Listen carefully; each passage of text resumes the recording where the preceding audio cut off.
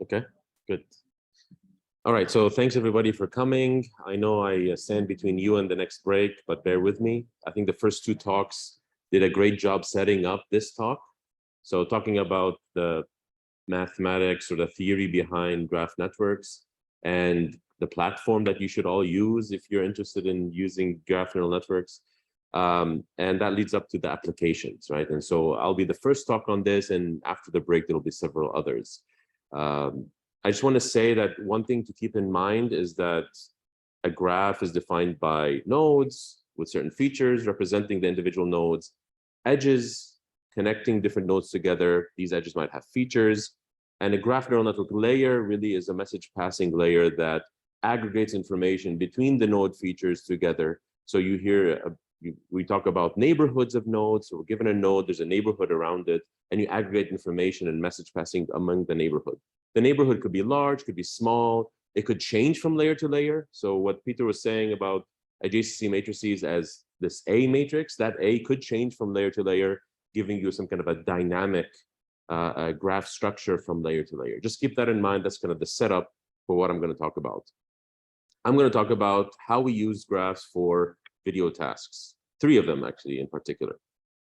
Before that, I have to put up the faces and names of all the great people that made this work happen, especially our organizer here, Gyohao, did an amazing job putting this workshop together, as well as lots of the cornerstone work for the papers and research that I'm going to talk to you about. A special thanks to our collaborators also. So let's get started. Before we get to applications, I want to talk to you a little bit about the work that we've done on making these graph neural networks go deep as CNNs. So you know of a ResNet 150, I'm sure, and a 101 and a 51 and all that. Why do we go deep? Richer representations, you need to increase the field of view, all the nice stuff that we all know. However, back in the day, back in the 2019 era, so we've done quite a bit of work trying to extend the depth of these graph neural networks into that kind of level of depth as CNNs for the same reason, enriching the representation, increasing the field of view. We started out in 2019 with the work at ICCV. It's a vision conference paper, not anywhere else. It was called DeepGCNs, and it for the first time showed that although the state-of-the-art GNNs that came before, the deepest one could have been maybe up to 5 layers, there was something preventing the reliable training of networks to go deeper than 5. And these reasons, they're pretty well known now. These are the 3 up here: overfitting, oversmoothing, vanishing gradient. Several of them are specific to graph. 2 of them are specific to graphs. Well, 1 of them is specific to graphs. 2 of them are pretty generic. We see them in the CNN world. The works that we've been doing since 2019 till now have enabled us to address to a certain extent these 3 problems, and has allowed us, recently, as recent as last year, to train GNNs that go to 1,000 layers. Okay, so I'm going to talk to you about the history of that first, of going deep with GNNs, and then the applications to video, because we needed the depth to be able to build and enrich a representation for whatever video task we were dealing with. So let's start with that. On the plot on the left, you see the training losses for various graph neural networks. This is on a particular task. It's not a video task. It's a point cloud task, but that doesn't matter. The trend that you see is that the deeper the network is, if you just take a plain GNN, message passing GNN, where you have these modules that we saw before connected in composition, you see that the deeper the network is, the more unreliable it is to train. Sometimes it diverges. But you see on the right a plot of a residual GCN, a GCN that has residual connections. And why is that important? I mean, we know how residual connections were very important in ResNets to allow for deeper CNN training, and the same, we showed that the same thing actually occurs also for GCNs. So with ResGCNs, you can go to 50, 100 layers without leading to overfitting or these various problems that prevented us from going deeper. And you can train them pretty reliably at whatever depth you want. So here's kind of the figure. With plain GCNs before, you had, you had these GNN layers that did message passing, but they were, connected in composition. All what we did is, well, not all what we, I'm not trivializing the work, but I mean, we incorporated residual connections here to allow for this, to prevent or to address the problem of vanishing gradients. And that led to really the depth being expandable. What else do we know in the image domain that we could make use of? So instead of having only residual connections, what about dense connections? Well, there's dense GCNs also that came out of this work, and that's been used in various other papers and various other applications, including point clouds and video. In addition to that, there's the abstruse convolutions, or these dilated convolutions. If you define them on a regular grid, let's say in the image domain over here, the purpose of a dilated convolution, just to remind everybody, is that you have the same number of parameters as smaller filters, so smaller filter, but you have a bigger receptive field, right? That's the whole purpose of it. So what is the equivalent for a GNN? Well, every node has a neighborhood, right? That neighborhood in a graph is something k size. So for example, in the regular way that you would construct this neighborhood is that you would, this is the node that you're looking at, and then its first four, or the closest four neighbors would be 1, 2, 3, and 4.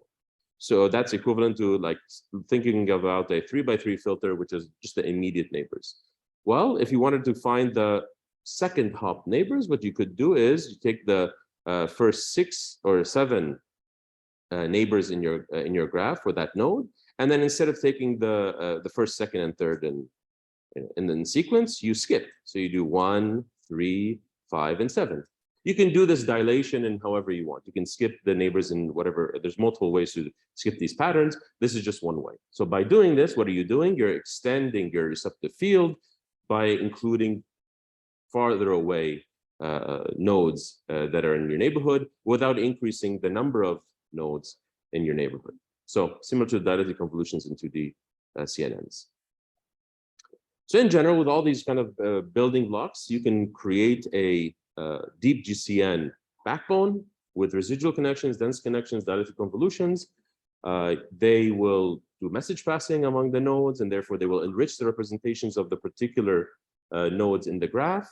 Then you can do, as was shown before, you could have a kind of aggregation block where you aggregate all the features of all the nodes and then take that global feature maybe and concatenate it with the individual nodes in the graph.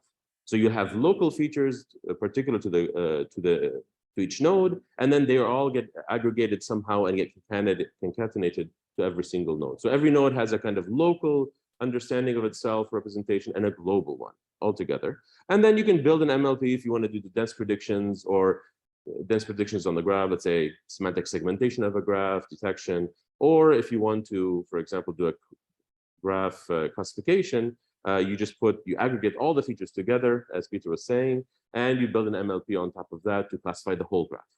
So basically, it's a common building block for GNN research, and you can go, pretty much as deep as you want.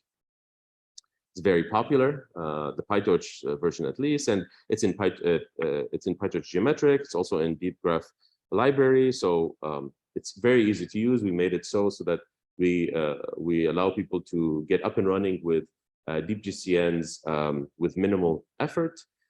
We've seen people use our code base for a variety of purposes beyond vision, computational chemistry, computational physics, and so forth. So people are using this in various fields beyond their own. The problem that we have still is with going deeper, obviously, is the idea of memory needed, especially during training. During training, we all know, if you do backprop with these residually connected, for example, layers, you tend to save the activations per layer so that you can do the backpropagation step, right?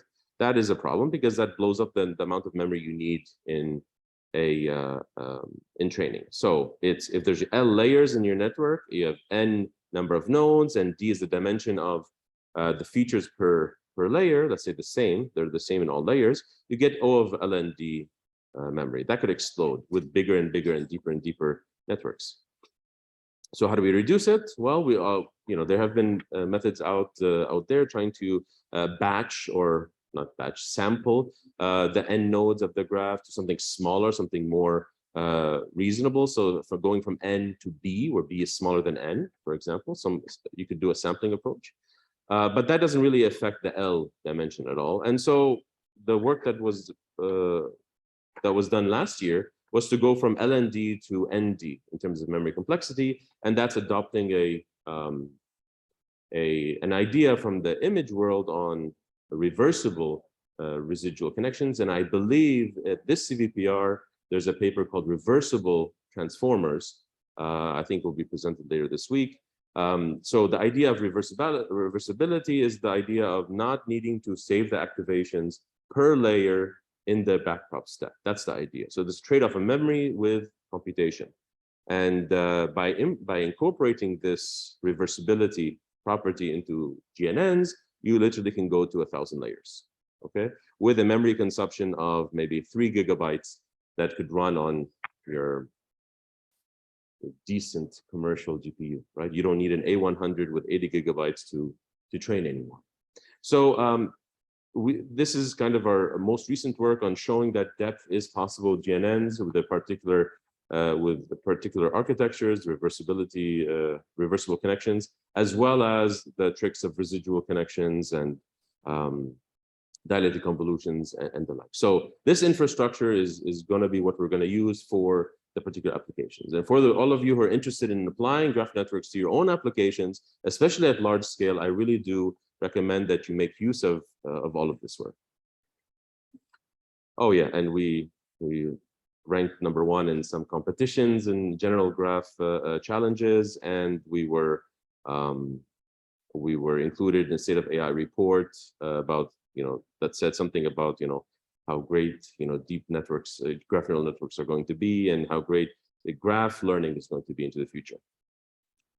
So without further ado, where can we use all this great toolage, right? We're at a vision conference, so we need to see vision applications, right? So I work on video. One of the themes that I work on is video. And I'm going to talk to you today about using graph networks, and in many cases, for the first time, in 3 very well-known, very challenging tasks that the video community is working on, has been working on for many years. The first one is temporal activity localization. I'll introduce for you what the problem is if you're not familiar first, and then I'll get to how we could set up the problem as a graph problem and solve it or address it with a GNN of some sort. The first one is temporal activity localization, TAL, video language grounding, VLG, and then active speaker detection, which is ASD. This by no means limits the applications for GNNs, but it just gives you a taste of what can be done. So let's go to TAL. So what is it? For those of you who know what it is, you can fall asleep for 30 seconds. What TAL is all about is if I give you a long video, long untrimmed video, and I tell you, find for me the beginning and ending of a particular instance of a particular class of activity. For example, that class of activity could be called pole vault. And you have training examples of what pole vault looks like. So you need to take as input a video and output the beginning and end time of every single instance for every single class that you were trained on. Okay, so think of object detection, but for video. And you're finding something small within something bigger. So let's flip through quickly. So usually what happens in the TAL community is that you have a video, you chunk it up into a bunch of frames. These are called video clips. You represent the video clips with a clip encoder that's usually frozen. Yes, we freeze our clips because we can't do end-to-end TAL. Just for you to know, and whoever is interested in solving this holy grail problem, please come and talk to me after the talk. It is a holy grail problem for us.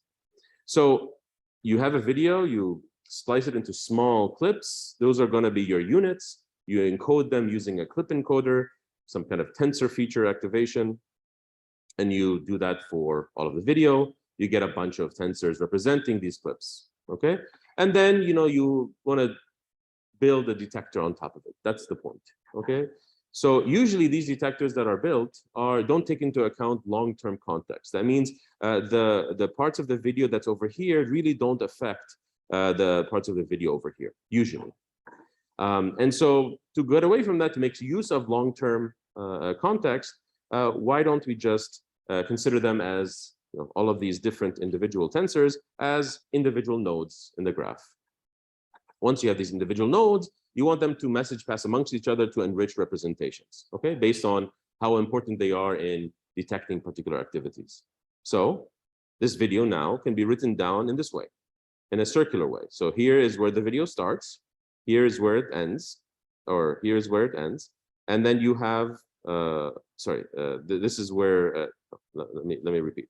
So the red and the blue are the beginning and ending of an activity. So if you go through time this way, so counterclockwise, this is the beginning of the activity, and this is these are chunks inside the activity. This is the end of it. This is some background chunks, background clips, and then you have another activity over here, okay?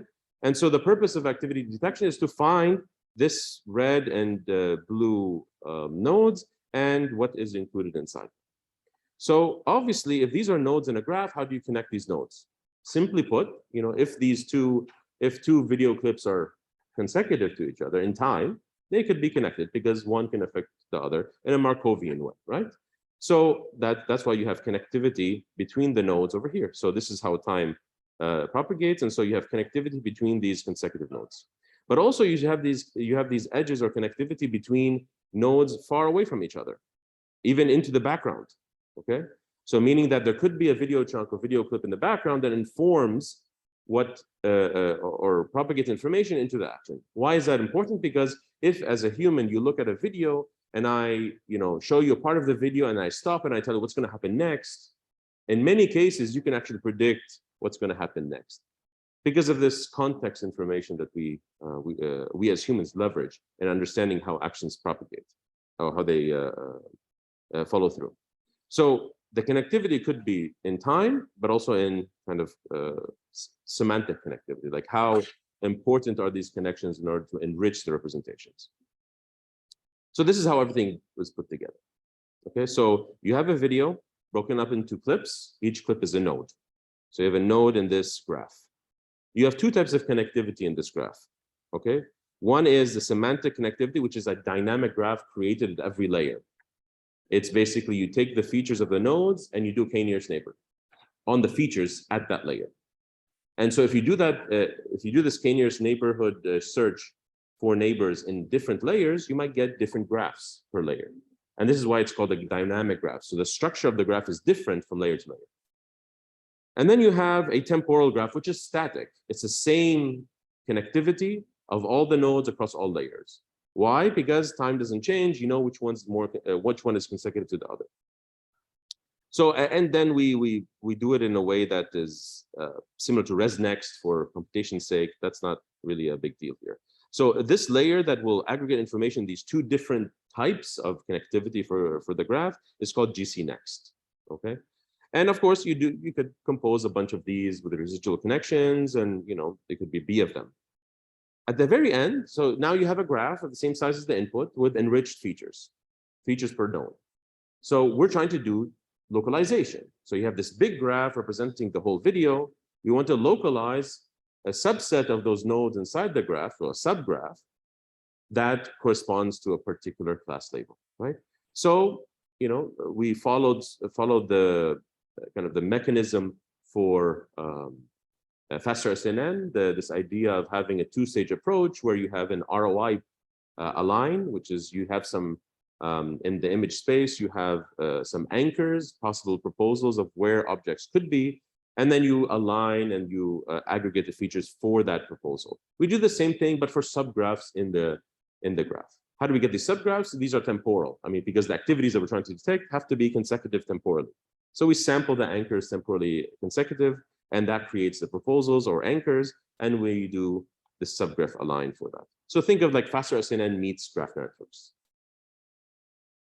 This is just a zoom in into the GCNext layer. So, like I said, this connectivity on the temporal domain is static all throughout the layers. It follows the same temporal direction, while for the dynamic one, or what we call a semantic one, it really depends on what the features are at the different layers.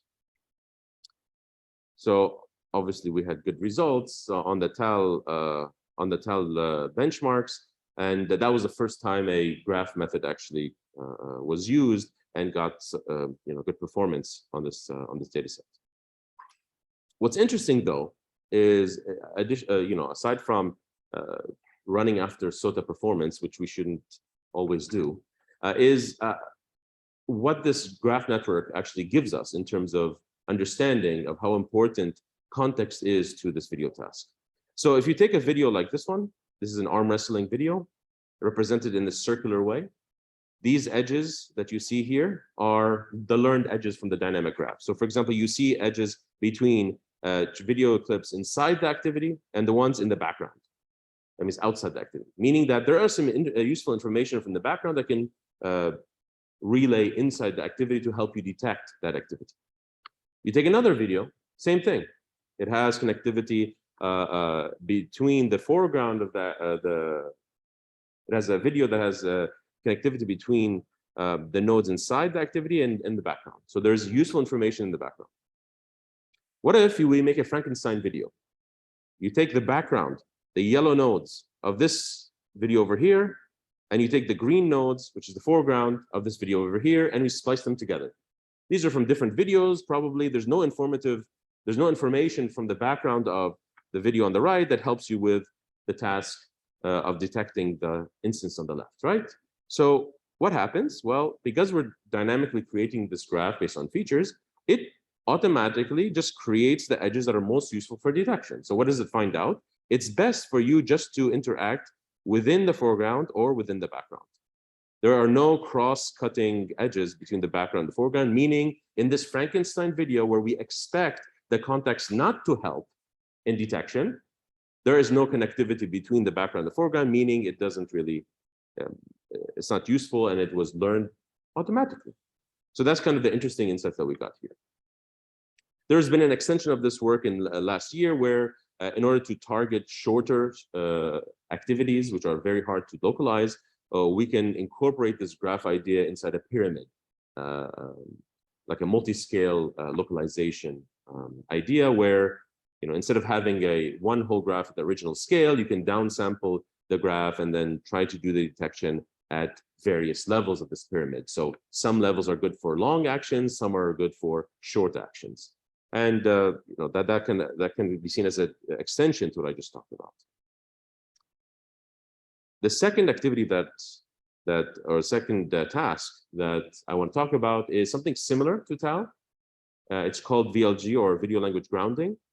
Here, we still want to find the beginning and ending of something, okay? But that something is not one of K classes of activities that you've been trained on. It is that something is a language, free-form language. So somebody tells you, find for me in this video where a guy is playing the saxophone. You determine the beginning and ending of that.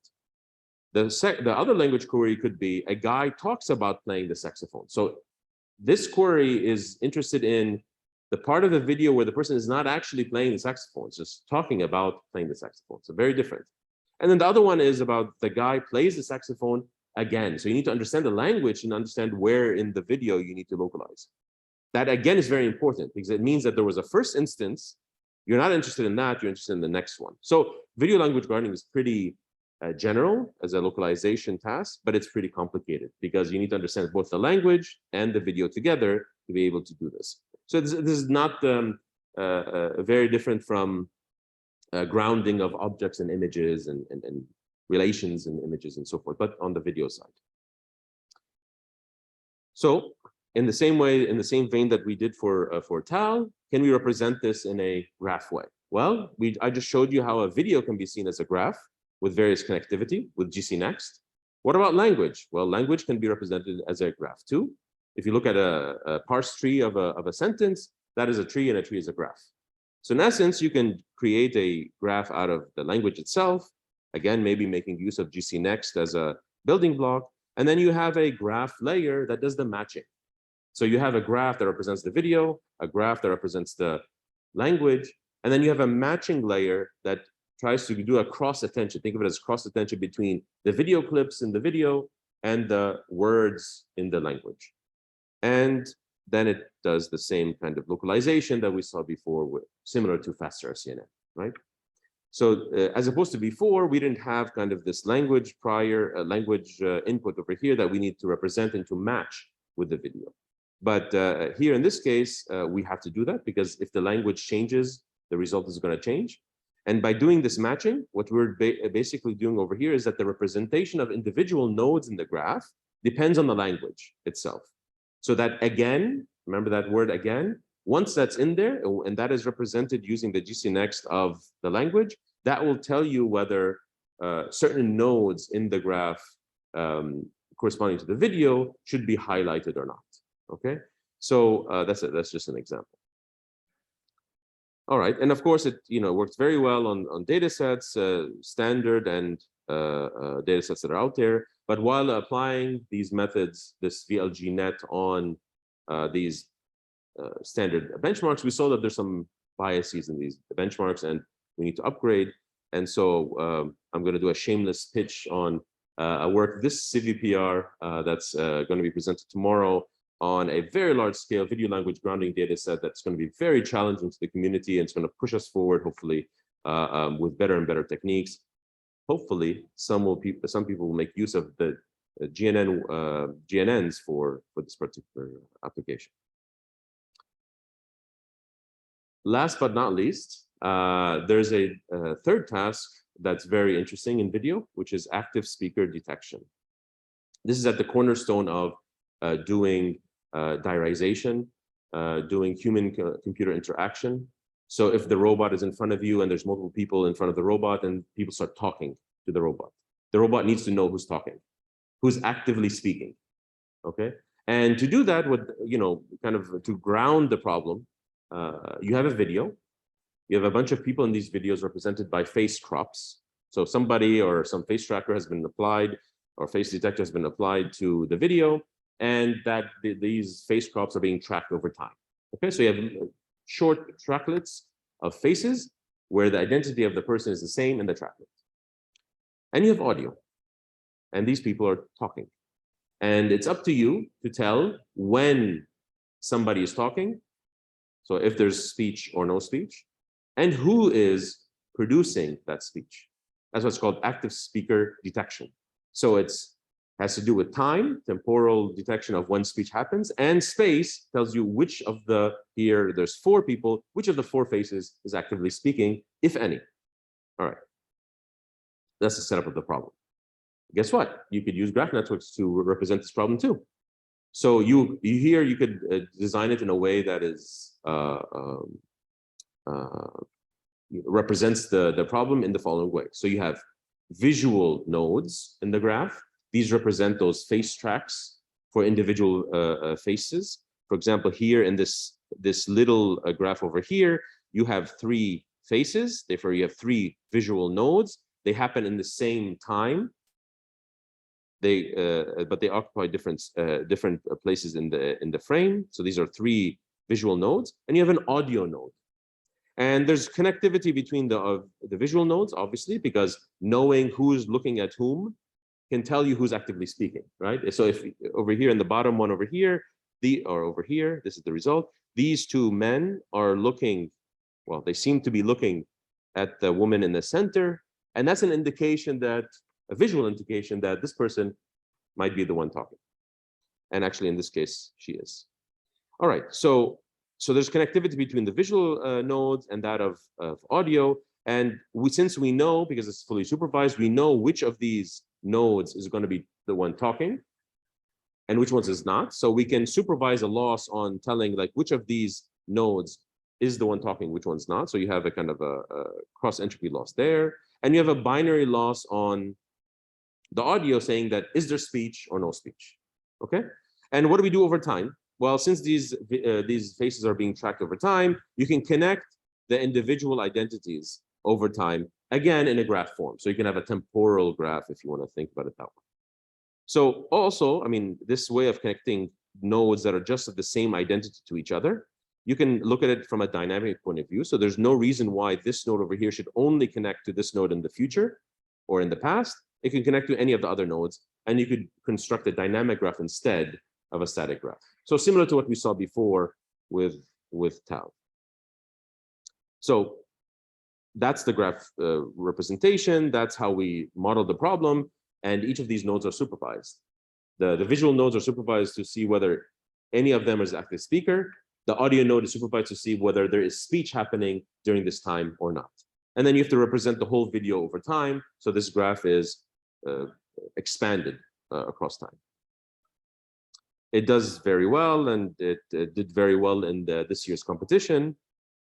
And having said that, I just want to end the talk by re-emphasizing that these graph neural networks that we've been talking about today, they have a place in the vision community, and it's up to us to find more places for them and see how they can not only improve performances, but also provide more insights into particular interesting tasks. And you'll see many of them after the break, some on scene graphs, some on 3D. So whoever is interested in using these, please, I think with Matthias's presentation, the community, the graph community is making it easier and easier for people to to adopt these tools quickly and reliably and efficiently. So I hope this was a benefit to you, and enjoy the rest of the talks. Thank you.